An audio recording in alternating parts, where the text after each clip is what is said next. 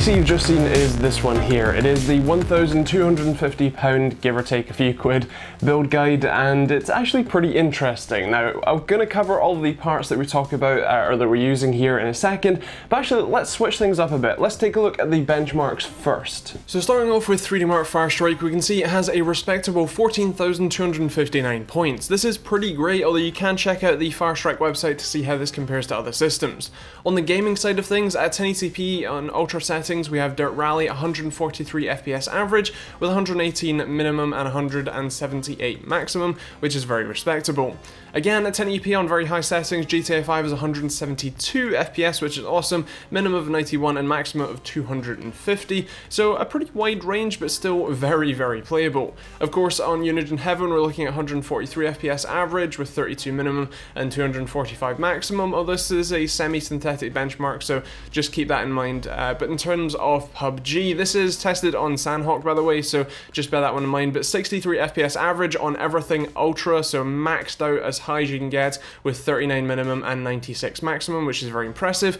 And Fortnite on epic settings, we're looking at 127 FPS average with 103 minimum and 157 maximum, which again at 1080p is a very playable game. Now you're probably wondering what sort of parts we're using to get those rather nice numbers. Well, starting off with the CPU, we have the Intel i5-8600. It is the non-K variant. You save a couple quid here. Of course, if you do want to spend a few more pounds and get your K variant to overclock it, then feel free to do so, but this one provides a pretty decent value for money, and because we're using a B360 motherboard, there's no overclocking on that platform anyway, so you'd have to spend even more money for a Z370 board. The B360 board that we're using is a Gigabyte Gaming 3 Wi-Fi. It is a great board. It has Wi-Fi built in with a very nice new CMVI, I believe, connector, so basically great connectivity, great overall kind of functionality for the price. In terms of RAM, we're using 16 gigabytes of Crucial Ballistics Elite. This is some hefty RAM, runs at 3200 megahertz, I believe CL16, so some pretty good frequency and timings, and obviously set with our Intel CPU, we're doing a great job in terms of performance. Now when it comes to gaming performance, the graphics card is really where it's at, and this one is a GTX 1070. Now if you have a couple of pounds more, you can go with a 1070 Ti, which gets you a good amount more performance for, at least at the time of filming, only 20 to 30 pounds more, but the one that we have here is the 1070. The one I specifically have here is an MSI Gaming X card, but realistically there isn't too much difference between brands, so if you wanted to stick with, say, a Gigabyte one to match your Gigabyte motherboard, that'd be fine. And same if you go with ASUS or EVGA or really anyone else. In terms of the case, I just absolutely love this Vantex Enthoo Evolve ATX. This is the standard non-tempered glass one. It's my personal favorite of the set right now. You can go with an airflow model, which the front panel has loads of holes in it. You can also go with the tempered glass models, and in the coming months there will be the new Enthoo Evolve X, which is a beautiful case, and I look very much forward to checking that one out and doing some build guides with that one. In terms of power supply, the one that we actually have in the system is a relatively old one. It's an XFX power supply, if you remember that, and it's a 750 watt unit, but generally speaking, and the thing that I'm going to link to in the description, is a Cougar VTX 650 watt, which is still actually fairly overkill for this system. You can check out my video on the real world GPU power draws to see how much a system like this would actually draw from the wall, which is a lot less than 650 watts, but just for, you know, redundancy, for the sake of adding extra parts in the future,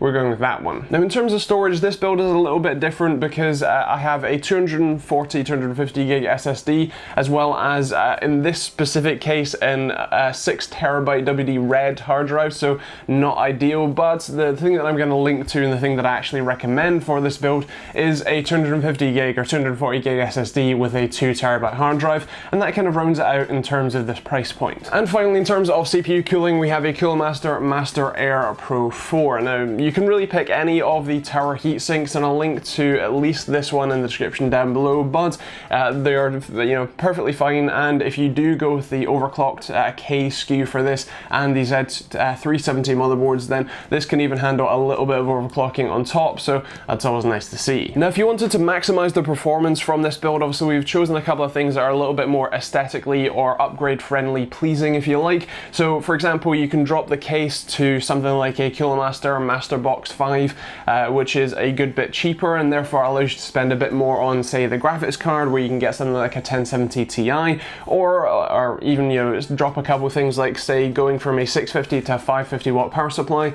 That's also going to be just fine, and obviously things like the RAM as well, you can go with, say, Corsair Vengeance LPX, which is generally a little bit cheaper than this Crucial Ballistics Elite, but otherwise that means that you have a bit more room to improve things like your CPU to go with the 8600K and the Z370 motherboard. But otherwise, I still think this is a pretty decent build, and think you'll be pretty happy with it if you went for this configuration. I've left links to everything in the description down below, so if you want to pick up individual parts, or if you want to pick up, you know, the full setup, then check out those links down there. You can also check out the links for everything else, including my Patreon if you want to support me directly, the Amazon and Overclock UK affiliate links, where if you're buying systems, parts, or actually just anything on Amazon, then they all massively help me out. And of course, if you'd like to see more build guides, I would love to hear from you in the comments down below what sort of price I should be heading for, or what sort of parts I should be using in the build guides.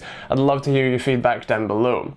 I'd also like to hear your feedback on the style of this video. I didn't include actually building the system in this one because I feel like I cover that every time and it kind of gets a little bit boring, at least for me, to just be showing how to build a computer the exact same way, you know, kind of every month. So let me know what you think about that in the comments down below as well.